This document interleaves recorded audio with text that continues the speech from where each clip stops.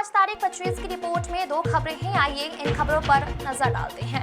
देवगढ़ बारिया नगर पालिका की खाली पड़ी 6 सीटों के उपचुनाव को लेकर स्थानीय राजनीति में भारी गर्माहट देखी जा रही है।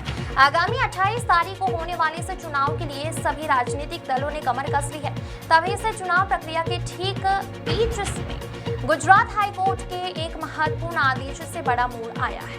गुजरात हाईकोर्ट के माननीय जस्टिस निखिल एस करियल की अदालत में हुई कानूनी सुनवाई के बाद हाईकोर्ट ने 2 सीटों की चुनाव प्रक्रिया पर रोक लगा दी है। प्राप्त जानकारी के अनुसार पहले आयोग घोषित हुए 6 सदस्यों में से 4 सदस्यों ने इस उपचुनाव में अपनी उम्मीदवारी दर्ज कराई थी। हाईकोर्ट के फैसले और कानूनी नीति नियमों के मुताबिक कोर्ट ने माना है कि जिन उम्मीदवारों ने चुनाव प्रक्रिया में भाग लेकर फॉर्म भरा है वो अब इस प्रक्रिया को चुनौती नहीं दे सकते, इसलिए उनकी चुनाव रोकने की याचिका कोर्ट ने खारिज कर दी है। जबकि दूसरी तरफ नील सोनी और अरुणा बेन द्वारा चुनाव में उम्मीदवारी दर्ज नहीं कराई गई थी। कोर्ट के आदेश के अनुसार जिन 2 आवेदकों ने फॉर्म नहीं भरे थे उनकी 2 सीटों पर हाईकोर्ट ने चुनाव प्रक्रिया रोकते हुए स्टे ऑर्डर दिया है।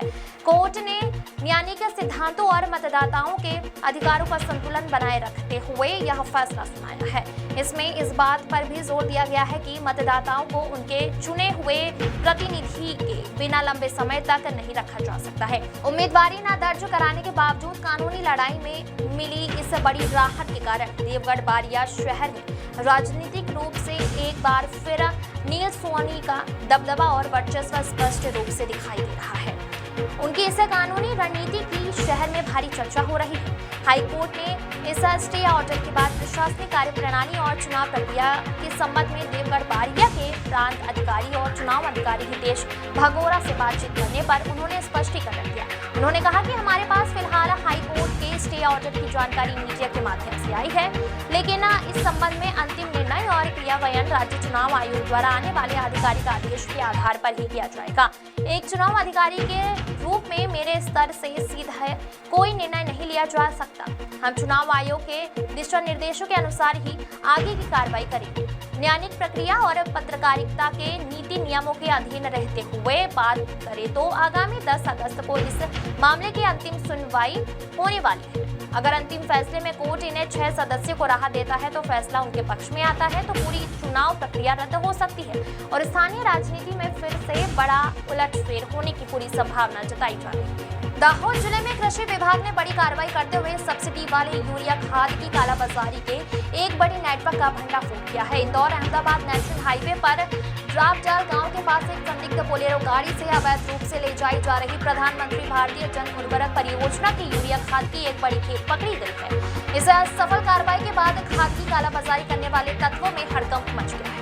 मिल रही जानकारी के अनुसार दाहोद के उप कृषि निदेशक सीएम पटेल को सटीक सूचना मिली थी कि मध्य प्रदेश की ओर से एक गाड़ी में खाद की अवैध खेप गुजरात में लाई जा रही है। इस सूचना के आधार पर कृषि विभाग की टीम ने ड्रापजाल के पास हाईवे पर जाल बिछाया।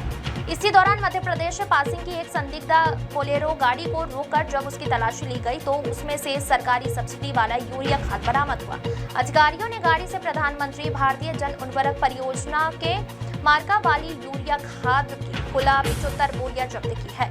कृषि विभाग द्वारा खाद की से खेप सहित कुल 19,987 का माल जब्त किया गया है। प्राथमिक दृष्टि से यह बात सामने आई है कि यह खेप खुले बाजार में ऊंचे दामों पर कालाबाजारी करने के उद्देश्य से ले जाई जा रही है। इस अवैध खेप के पकड़े जाने के बाद कृषि अधिकारियों ने कानूनी कार्रवाई शुरू कर दी है। यह खाद कहां से लोड की गई थी और इसे किस जगह सप्लाई किया जाना था, इस दिशा में गहन जांच शुरू कर दी गई है। इस घोटाले के स्थानीय स्तर पर या सीमा पार और किसकी संलिप्तता है, इसकी भी पूछताछ की जा रही है। नीलम सेठ की रिपोर्ट।